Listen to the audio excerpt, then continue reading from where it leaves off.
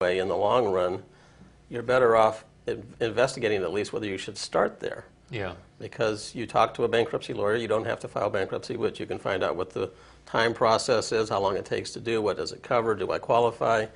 And if it turns out that's a better way for you to go, then when you go through the process, you don't have these issues of debt or lenders hounding you for payment, and you don't have income tax consequences from the process. Uh-huh. Now, another thing that you can do, if you find yourself in the situation where it happened, the property's gone, and now you owe money, Yes. then the other opportunity that you have is if you are insolvent, and that's a matter of, it's not just a word, there's actually a process to figure that out. It's a calculation, and there are forms with the IRS. And so you can have an actual tax liability and go through the insolvency application process, and to the extent you can prove insolvency, you can also eliminate or reduce your tax liability. So And that's where somebody like accountants are very useful. Right, because there are people who say, how do I apply for insolvency? And it's not an application, it's something that you demonstrate. Right. And so related to this, I believe there's an IRS publication, I think it's 4681, that relates to debt cancellation, and also covers foreclosure and so forth, some of these things that we're actually talking about today. They have worksheets and other things in there to help in this process. It's fairly complicated reading, but I would also say for people who are willing to take it on, it's worth looking at that kind of publication and reading through it, and then informing yourself. You'll probably have more questions than answers, but at least you'll know what the questions are to ask. Maybe give you a starting point for working with a professional. Now, also related to this, so we talk about like some hidden assets.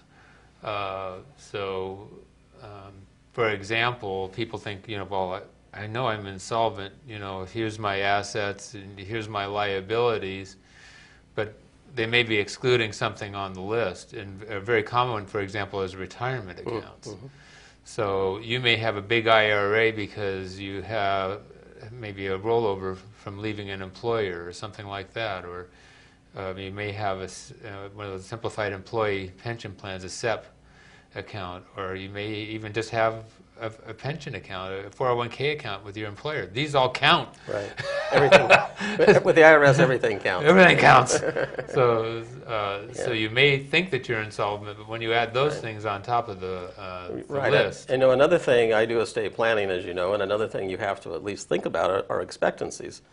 I've seen a situation where someone was in the middle of a bankruptcy, and they were going to be benefited from the bankruptcy, but had a very ill parent, and the parent died in the process of the bankruptcy. Ouch. And the inheritance came, a large inheritance, and everything got paid off. All the creditors got paid off. The bankruptcy court everybody got paid, and it was all out of the inheritance. So you need to be at least thought. There's no way to really control that, but it's something to consider. Yeah, it's just to be aware of. Right. And again, on the list of assets, well, if grandma's estate is being administered, right, and you've got this thing going on, right, and but it may be 6 months before grandma's estate is in fact distributed, it doesn't matter. In a sense, that is an asset. Right, it is. And so, so you may need to think about that. Another thing related to this is record keeping is a really important piece of this puzzle, and some people are awfully careless about their record keeping. And so, for example, I had one of these couples come in who had, unfortunately, they had some foreclosures and short sales that they were involved with. And so we were trying to use the insolvency exception for them. They, well, I said, we need to put together a list of your liabilities. Do you have your credit card statements from the time that this was going on? Credit card statements? No, we always throw those away. Well, how about your bank statements so that we can show what the balance was in your bank account at this time? Oh no, we don't hold on to those things either. Right. So and then they find out the banks don't hold on to them either. Well, so some of them you can get online, but once you go out beyond a few months, right, then these can be pretty hard to get a hold of. And then if you have a situation that, it's 16 months later because now you're preparing your income tax return, which is on extension from last year. So now you're filing on October 15th for last year's transaction that happened in February, say October 15th of 2010. We're talking about February 2009. And now you're trying to go back to get these things. You may find it's really, really difficult. Well, I think it's really important that anything involving your residence, your home, to have complete records as you can. Because even if people have the idea that you don't keep things for more than 7 years, but sometimes you need to prove something that has to do with the purchase of the property, for example, that goes beyond that. So there are certain things I would keep. Well, now we have carryover basis maybe for this year. Well, at least for now. We don't. So, the other thing I would like to just emphasize is that there are multiple states. Yes. Not all of them have anti-deficiency statutes, but the ones that do, 3 of them nearby, California, Nevada, and Arizona. Yes. Nevada didn't have an anti-deficiency statute until October of last year, so it only applies to new purchase money mortgages for personal residences. And that's essentially what they all apply to, purchase money for personal residences. But the wording varies, the amounts vary, the sizes of the property vary, all the definitions vary. So you really have to know, depending on where you own the property, what the law is. And so you can't assume that what's true in California is going to be true in another state just because it has an anti-deficiency statute. Right. So, and a lot of people make that mistake. They think the rules that apply here will be the same in a place like Arizona, and it's not true. And it may be a good idea then to actually consult with an attorney for the area that your property is, or the state that your property is in anyway. And the other thing is, a lot of these issues are in flux, meaning the laws are changing, and laws are added, laws are taken away. In Arizona, for example, they had an anti-deficiency statute that actually is in many ways more liberal than in California, and they repealed it.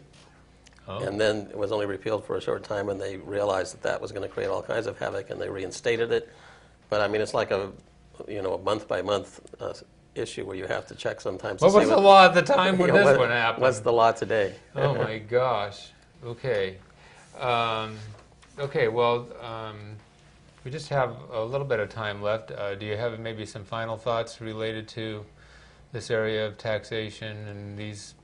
Well, as I said in the earlier program, I think it's really critically important for people to get really good information. And I deal with this quite a lot. I've had a lot of people come to my office. I know you've had people come to your office. And what I've found is that until you know all of the facts of their case, you really cannot tell them what the answer is, because a very small fact will sometimes change the outcome from a tax situation, but also from the standpoint of how the transaction is going to happen. Yes. And so it's really important not to believe what your friend tells you, not to believe what you read on the internet, because the information might be true, it might not be true, and it may apply to you, it may not apply to you. And so there's not a broad brush that you can paint over these things. The facts really do make a difference. And there isn't one right answer for any one person, or I mean for all people. There is a right answer for one person, but not for everybody. So, you know, it's important to learn as much about this as you can so you can be conversant about it, but how the issues apply to a particular client is going to depend entirely on the facts. Okay. Bill, I want to thank you so much for joining me and talking in a couple sessions about short sales and foreclosures. So many people are wrestling with these areas, and so they really need to get some good information to get started in conversations with their advisors. And folks, it's worth the investment to get some good advice. So, if you are dealing with this or you have a friend or relation, good luck to you all. And we'll see you next time on Financial Insider Weekly.